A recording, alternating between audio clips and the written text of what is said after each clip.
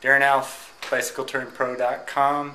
I'm here in Skopje, Macedonia, and I ran into this fella on the bridge yesterday. Introduce yourself.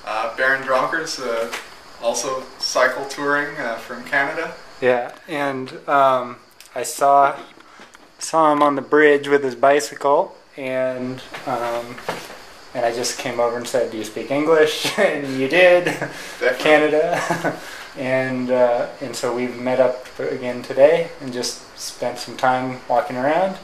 Can you tell them what, where you're going, where you started the trip from, and all that? For sure, yeah. So I started my trip, I believe, May 7th out of Prague, and I basically was planning on hitting the Black Sea at some point. So that's a 3-month trip, and from Prague I cycled south and east to Vienna, Austria, hit Hungary, along the Danube River to Budapest via Bratislava. It was great.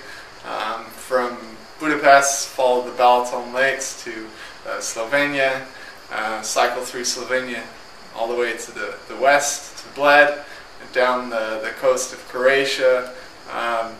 Took a bit of a side trip to Bosnia, which was absolutely fantastic. From Bosnia, dipped back into Croatia, down the coast to Dubrovnik, and back into Bosnia, down to Montenegro, Albania, and eventually Kosovo, and now to Macedonia. Yeah. So, long trip. and I think that we were just missing each other. You were probably a day behind me from the stretch from Montenegro through Albania and Kosovo to here. Yeah, right. Yeah. And I think one of the first things we said yesterday was that I said, you're the first solo bike tourist that I've seen in the past 6 months. Yeah. And you said the same thing for me, that I was the first one that you've seen. Because I have seen other groups of cyclists, maybe a dozen or so, but they've all been 2 or 3 people riding together. So what's it been like riding alone through these places? I think the definite fun and advantageous aspect of riding alone is that you can basically do what you want to do, plan your own day, or not have a plan at all, and just actually that's the big advantage, not having a plan and going out a day and then stopping whenever you want to stop, or eat or take a drink, or take a seat or enjoy whatever view, and not really have to discuss your plans, just move at your own pace. Move at your own pace. Yeah. But you did have some sort of a schedule. I mean, the trip has to come to an end. Right, yeah. I had some sort of schedule, motivation to keep on going. There were a lot of people, asking us, "Oh, how long are you staying? Do you want to stay another night?" Or, "You should go here. It's beautiful." But unfortunately, I always have to say, yes, I have to keep on going because I want to make it to the Black Sea. I have 3 months for this trip, and there's always sort of a rough idea of where you want to go, but how you get there, that's always a big question mark. Right, figure it out on the way. We were just talking about this, but your parents and family, how do they feel about you going on this trip? This is your first big trip like this. What do they think?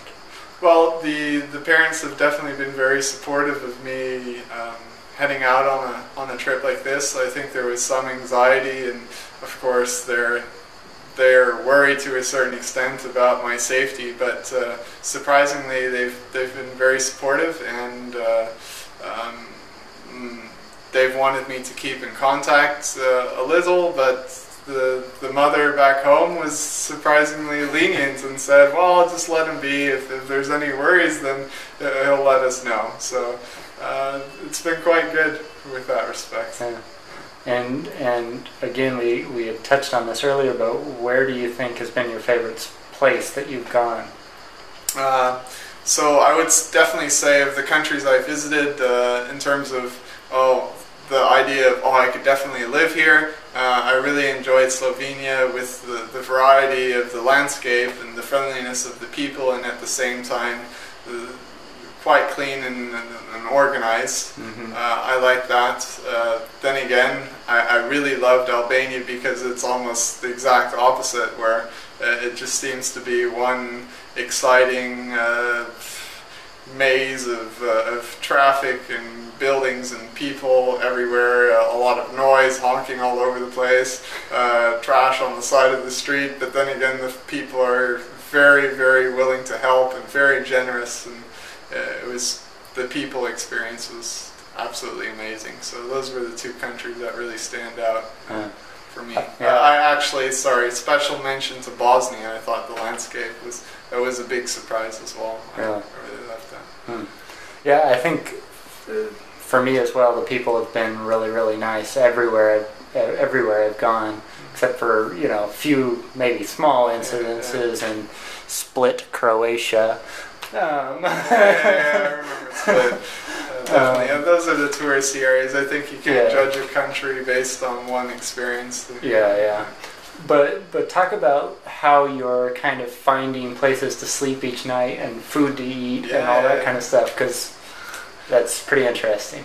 The finding places to sleep has usually panned out to showing up towards the end of the day and just knocking on someone's door and with sign language or broken Serbian or broken Albanian asking if there's a little room on the lawn to place a tent, and next thing you know, you're being offered coffee and drinks and supper. Have you eaten supper? Are you hungry? And even if you say no, you'll still end up eating or drinking something. So that's never seems to be a problem. And there's always markets on the side of the road that just make a quick pit stop, grab a piece of salami, grab some bread, and away I go. Yeah, I mean, I think for people coming from United States, Canada, where they're used to getting their food in a supermarket, big giant warehouse type place, buying your food from a street vendor is